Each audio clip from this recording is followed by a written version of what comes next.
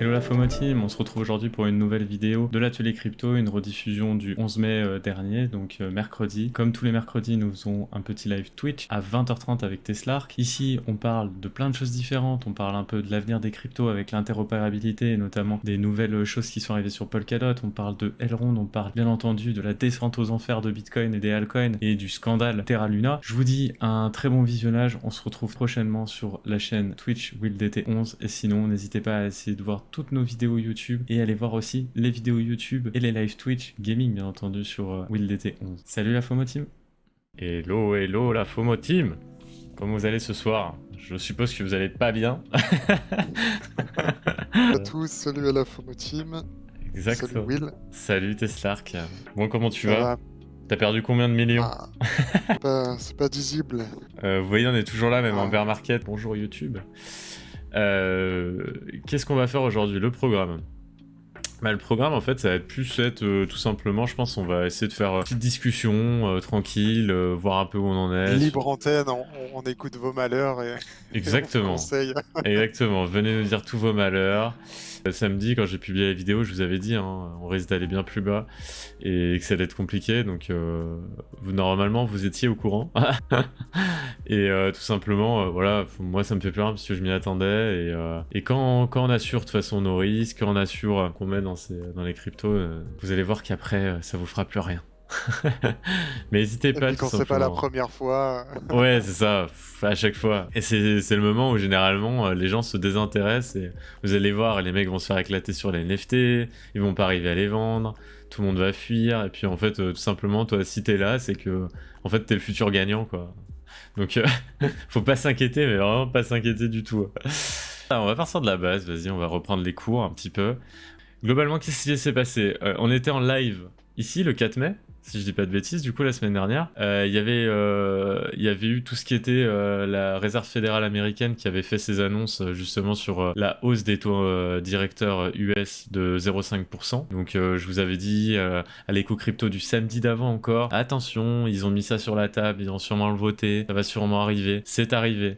Du coup, ce qui s'est passé, c'est que ça a été bien pris sur la fin de journée, tout simplement parce qu'ils ont annoncé qu'ils n'allaient pas réaugmenter à 0,75, mais qu'ils allaient rester juste à 0,5. Et ensuite, qu'est-ce qui s'est passé? Je vous l'ai expliqué dans l'éco crypto le samedi derrière. Mais en fait, je vous ai dit, il y a beaucoup de rumeurs chez les traders et chez les instits qui disent tout simplement, ouais, les 0,75, ils vont être obligés de le faire. Donc, ils ont plus confiance en la Fed et tout simplement, ils vont venir augmenter les taux directeurs et le marché va se péter la gueule parce que du coup, ils vont vouloir limiter l'inflation et en augmentant les taux directeurs et en arrêtant les rachats d'obligations comme ils ont fait, bah tout simplement vous injectez beaucoup moins d'argent dans le marché. C'est la logique du taux directeur qui vient être augmenté par les banques centrales. Du coup ça s'est cassé la gueule, ça a continué à se casser la gueule, je vous avais dit attention, on est au milieu de nulle part, on est en train de casser les derniers supports, après c'est direction tout simplement la zone qu'on avait travaillé ici.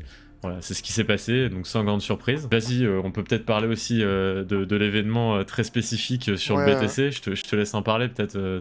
Luna qui est un projet qui utilise dans l'environnement Cosmos et qui est le créateur de l'UST, qui est un stablecoin à la base, qui est censé coller au dollar, donc faire $1. Et le problème de ce stablecoin, donc c'est un stablecoin dit algorithmique et qui repose sur d'autres cryptos, dont le Luna, qui est la crypto de l'écosystème, puis quelques mois sur du Bitcoin et d'autres cryptos. Le problème, c'est que quand on va bien dans le marché, il n'y a pas de souci, on se pose pas trop de questions, mais quand tout dégringole, ça fait que la réserve derrière, elle dégringole, que potentiellement les fonds sont plus assurés, ça crée des gens qui vendent leur UST. En vendant leur UST, on leur donne du Luna, ils vendent de même le Luna, ça fait une double pression baissière, ça fait une espèce d'enchaînement en cascade qui fait s'effondrer le prix, que ça soit du Luna, de l'UST, qui est très loin du dollar maintenant, et ça a même des conséquences du coup sur Bitcoin et sur tout le reste du marché, puisque ça fait des ventes quoi. Ouais. Et si ça vend, voilà, le marché se casse la gueule. J'ai vu qu'il y avait des manipulations qui étaient un peu louche autour de tout ça, avec il semblerait des acteurs qui profitaient un petit peu de cette pagaille pour en rajouter un peu plus et accélérer la chute, que ce soit de l'UST ou de Luna, quoi, qui a perdu 90%, non, Ouais, 89% de exactement. sa valeur. Enfin, Exactement. si tu regardes le chart, là, c'est Ouais, j'arrive. c'est les chutes du Niagara. Voilà. Vous voyez, ça c'est... Et ça faisait longtemps qu'on n'avait pas vu un token qui est dans le top 10, qui du jour au lendemain perd 90% et qui meurt, quoi. Enfin, Bon, c'est pas grand chose, je suis en train de regarder. Bon, est-ce qu'on regarde des pires perfs? Est-ce qu'on regarde les pires perfs? Pour te on a dire dit si qu'on ça va. séchait les larmes et au final on en rajoute. Ah, ça va. Franchement, si ça vous affecte, dites-le nous dans le chat. Parce que honnêtement, nous, ça nous affecte plus du tout. Sinon on montre les tops plutôt. Est-ce qu'il y en a un Ouais, ok. Je vais regarder sur les derniers changements. top?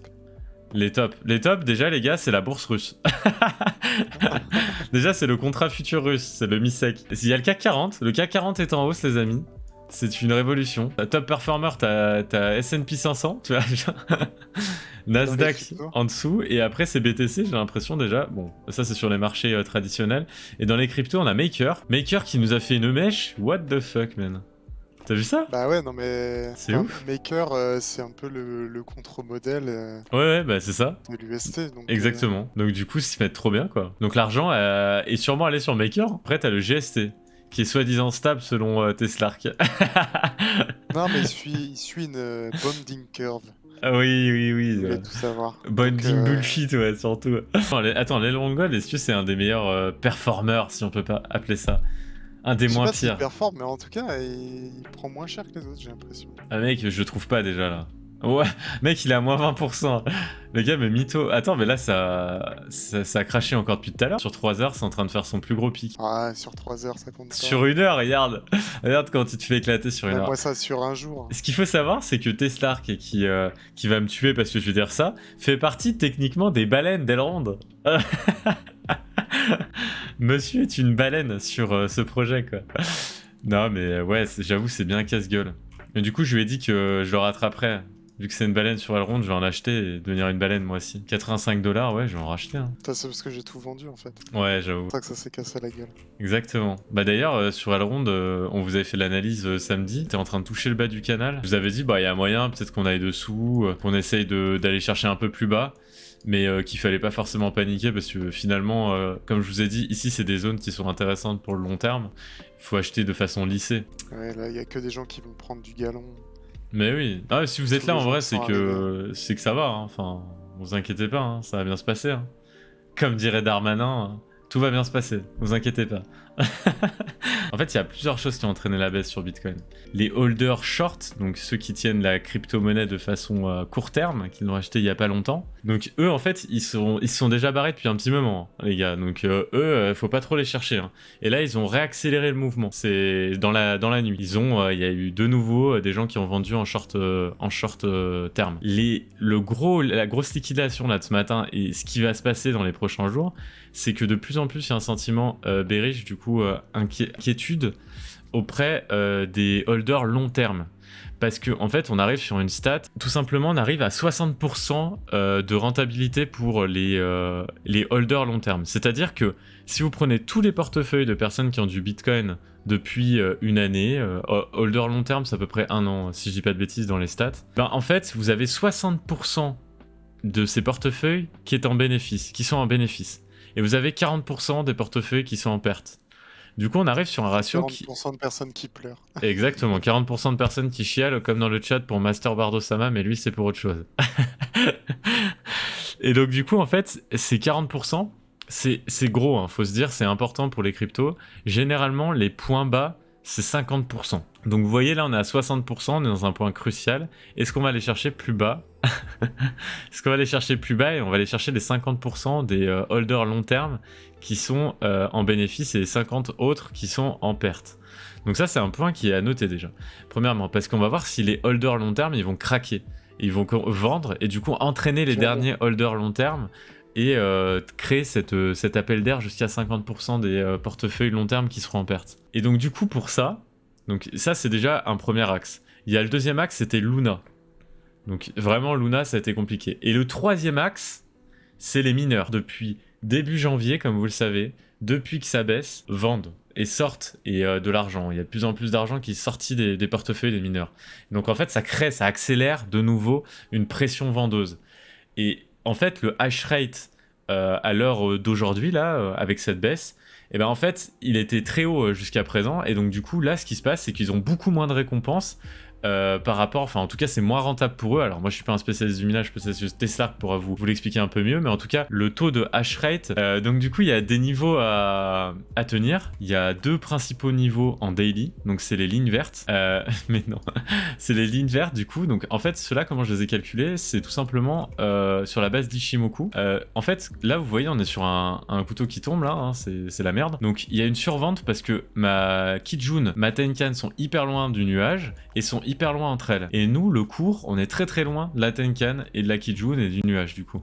Donc là, on est sur une survente d'un point de vue Ishimoku. Le chat est pas là, les souris dansent, merde. Quand le chat n'est pas là, les souris dansent, pardon. J'ai cru que tu parlais du chat, du coup.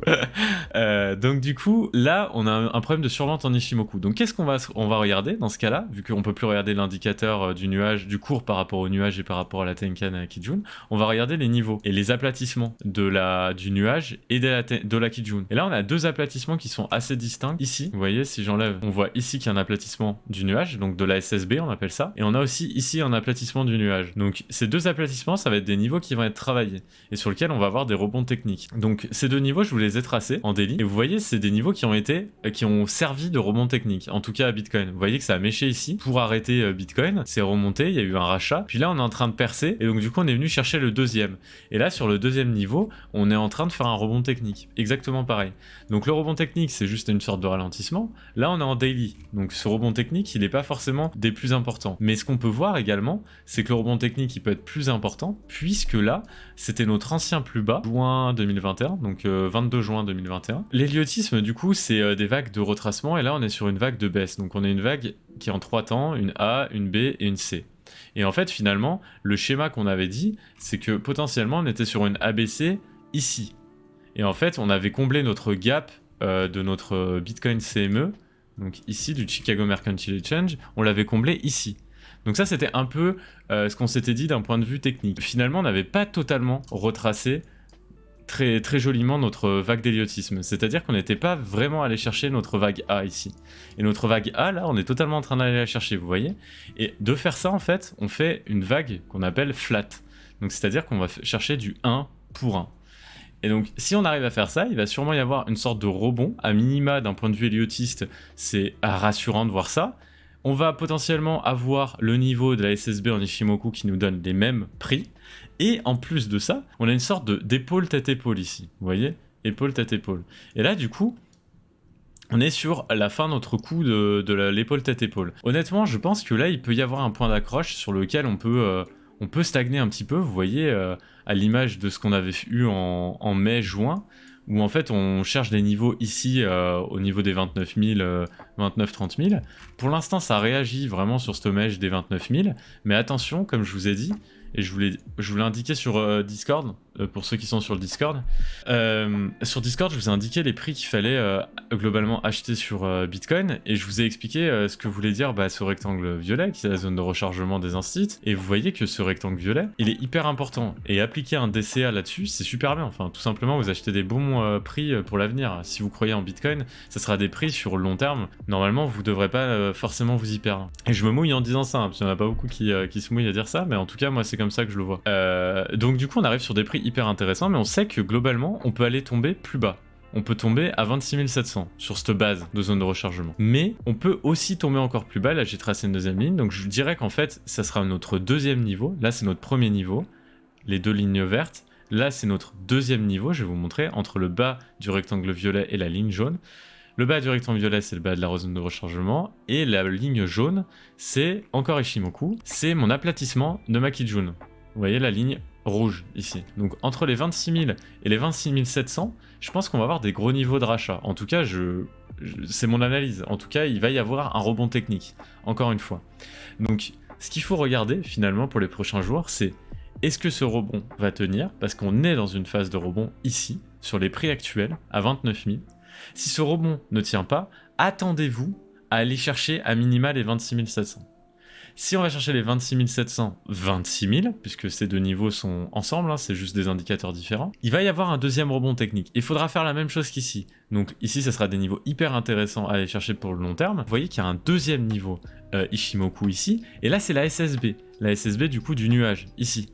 Donc les 23 000 $, 22 936 $ pour être exact. Et ben ce niveau, ça sera un peu le dernier niveau.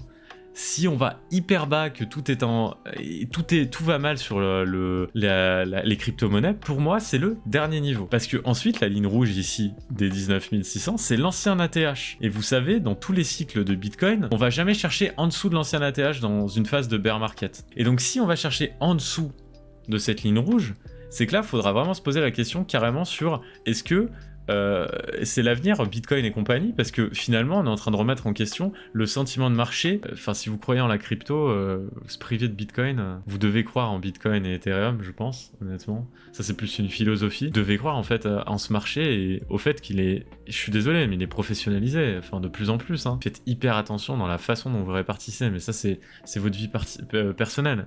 Je ne suis pas all-in crypto, les amis. Je ne suis pas all-in crypto, sinon je serais pas fiscaliste. J'ai une répartition hyper sélective de dans quoi j'investis, dans de l'immobilier, dans des actions, dans des indices, dans les EHPAD. Pas dans les EHPAD. La plupart des gens qui s'expriment sur la crypto, donc les influenceurs ou voilà, les gens sur Twitter, bon, là, beaucoup ont réussi dans la crypto, hein, c'est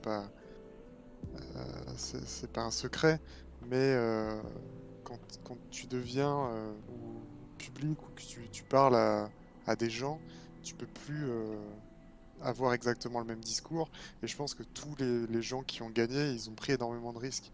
Moi j'en fais partie aussi, j'ai pris des gros risques, hein, au final, qui ont été payants, mais tu peux pas conseiller à quelqu'un de prendre autant de risques. Les gens qui viennent et qui se disent ouais, je vais être millionnaire avec les cryptos et tout, non.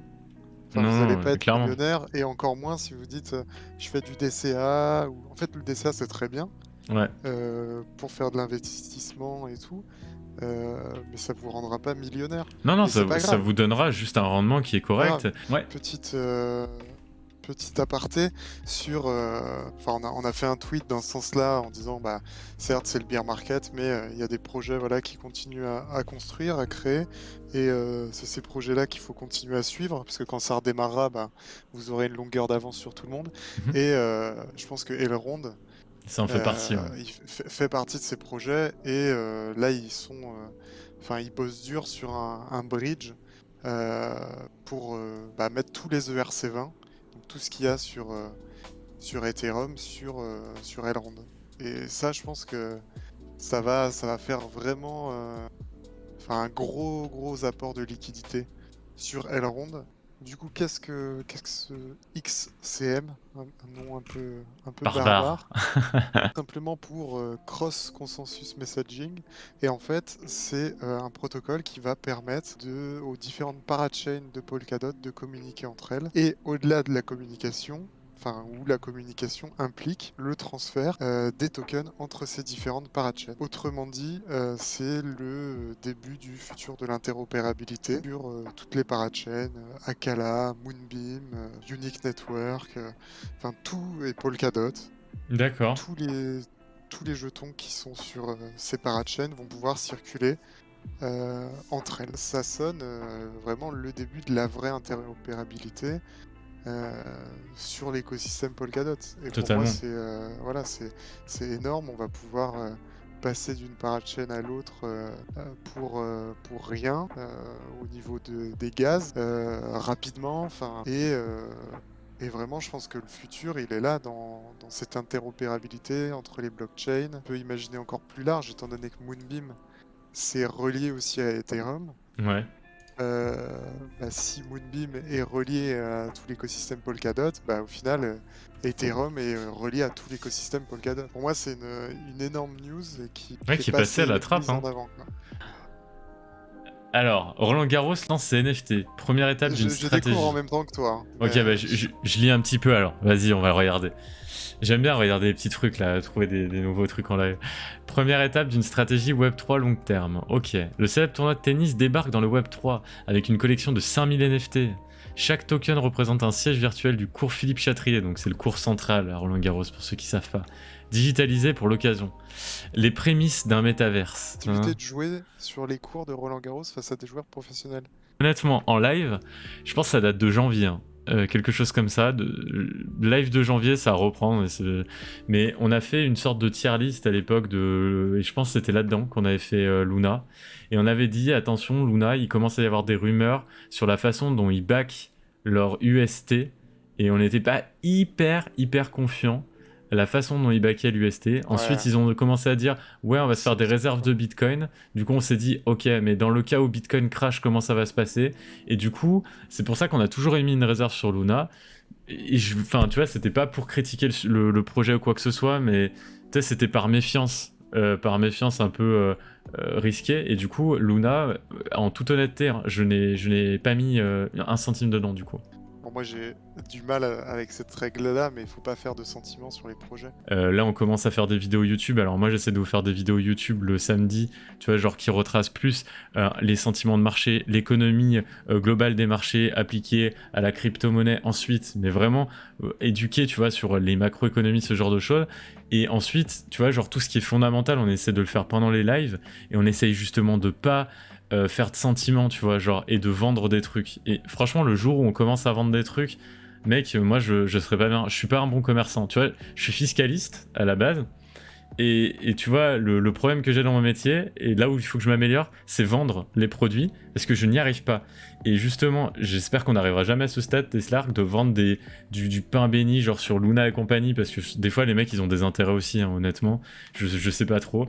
Et le problème, c'est à survendre des projets sans voir un peu la réalité en face et les confronter à ce qu'il y a actuellement et les problématiques qu'il y avait dans la blockchain, alors qu'elles étaient claires quand même. Il y avait quand même beaucoup d'articles, de choses qui faisaient dire que Luna pouvait avoir un jour un risque de grosse volatilité sur l'UST. Bah du coup tu te voiles un peu la face. Et c'est le problème en fait dans une analyse de marché ou même dans ton métier, tu vois, ou même dans nos lives, il faut qu'on essaye de prendre un peu de recul sur les choses qu'on aime bien. Moi, par exemple, je suis Ethereum maximaliste, mais actuellement, c'est sûr qu'il y a des problèmes sur la blockchain Ethereum, mais je me voile pas la face. Et je sais que Tesla qui adore Elrond, on trouve que c'est un super projet, mais tu vois, il peut y avoir aussi des points négatifs, il faut qu'on les prenne en face, il faut pas qu'on dise, bah c'est bon, tout est gagné sur Elrond et compagnie. Nous, on essaie d'être transparent en vrai. Tu vois, moi, au début, quand on avait lancé les vidéos, je n'osais pas forcément dire ce que je faisais et tout dans la vie et tout. Puis je me suis dit, en fait, soyons transparents, expliquons qui on est, juste pour que les gens se disent, bah voilà, au moins, ils ont toutes les données et ils nous font confiance sur ça ou ça. Tu vois, moi, je vous ai dit, je suis fiscaliste, j'ai travaillé avec des fonds d'investissement à Luxembourg, j'ai travaillé beaucoup pour la fiscalité internationale. Maintenant, je suis fiscaliste et je suis axé de plus en plus sur les crypto-monnaies. J'ai de plus en plus d'acteurs sur les crypto-monnaies. Du coup, j'essaie d'analyser par rapport à ça. J'essaie d'analyser dans quoi vont les fonds, dans quoi les investisseurs essayent d'acheter et aller, sur quels projets sont en train de se développer, qu'est-ce qui marche en ce moment. Et du coup de vous donner des trucs pas déconnants, tu vois, je vais pas vous donner le 4 millième au CoinMarketCap, tu vois, pour vous dire ah c'est le dernier token de PancakeSwap, ça va être trop bien, alors que je sais qu'il y a aucun million qui vont aller sur ce projet d'un investisseur tiers.